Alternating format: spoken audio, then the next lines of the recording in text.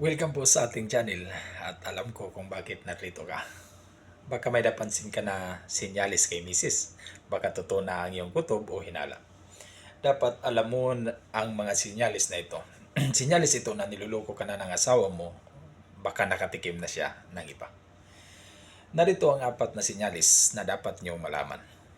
Una, bihira o ayaw nang makipagtalik sa iyo ang asawa mo o misis mo. Hindi ko nila lahat ito kasi nakadepende din naman ito sa edad nyo bilang isang mag-asawa. Siyempre kung may edad naman na kayo, posible naman na mangyayari ang mga ito. Pero kung nasa edad pa kayo na kalakasan pa sa pakikipagsiping, dapat hindi ito mangyayari. Dahil kung mangyayari ang mga ito, ibig sabihin, kaya ayaw na niya makipagtalik sa iyo dahil baka may pinaghahanda na siya sa kanyang enerhiya na isang Mr. Someone Else. Oo, kahit dahil kasi gustong-gusto mo ilalagay ang kanyang mood sa pakikipagtalik pero sadyang tinatanggihan na niya ito. Kapag madalas na niya itong ginagawa sa iyo, posibleng nawawala na ang kanyang emosyon pagdating sa physical na kontak sa iyo. Lalo na kung regular nyo naman itong ginagawa ang pagtatalik. Tapos, bigla na lang siyang magbago. Ulitin ko, hindi ko po nila lahat ito. Dahil, baka naman kasi naboboring din yung misis mo pagdating nyo sa kama. O di kaya baka gusto lang niyang mag-discover ng mga bagong techniques na hindi lang niya masabi sa'yo. Pero ganun pa man, masasabi ko pa rin na isang sign ito na baka nakatikim na siya ng iba. Pangalawa, mas nagpupokus siya sa appearance niya. Kung dati-rati napapansin nyo na, na ang misis nyo na maalaga naman siya sa sarili niya, pero ngayon, naging doble yun. May pagkakataon na may mga bagong makeover na siya na ginagawa. Wala namang mali sa pag-aalaga sa sarili.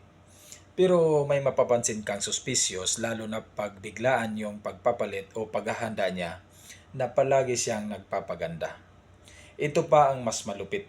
Kung ginagawa niya ito palagi, lalo na kung malayo ka, magduda ka na.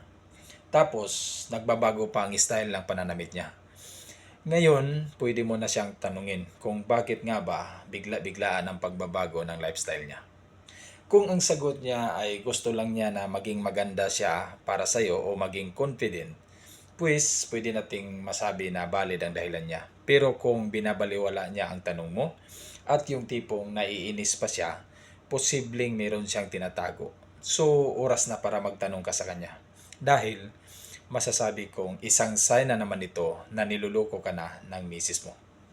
Pangatlo, yung galing ang asawa mo sa trabaho pero napapansin mo na para bagang bagong ligo siya.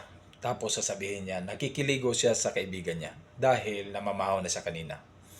Tapos napapansin mo, sa may bag niya, may daladala pala siyang mga damit niya. Kapag madalas niya itong ginagawa, posibleng isang sign ito na meron na naman siyang tinatago sa iyo. Ayaw niyang madiscover mo na nag-iiba ang amoy niya. Hindi lang yan, masyado na rin concern ng misis mo sa mga lakad mo. Maya-maya, inaalam ng misis mo kung asan ka na. Ano ang mga schedule mo bukas o sa susunod na araw.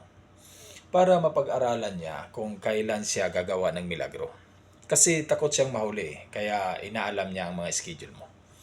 Pang-apat o panghuli, bukod sa moody ang mga babae, kapag nanluloko sila, mainitin ang kanilang ulo.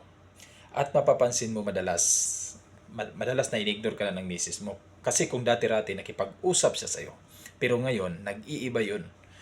Ngayon, wala na siyang pakialam sa'yo, kung pagod ka ba o hindi, at medyo dumidistansya na siya sa'yo.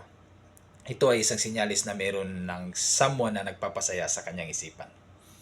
At talagang sinasadya niya na baliwalain ka. Pero mag-ingat ka kasi may mga babae din kapag nakatikim at nasarapan na sa iba, ginagawa niya din na kunwaring lambingin ka para hindi mo siya mapaghinalaan dahil takot siya na mahuli mo siya.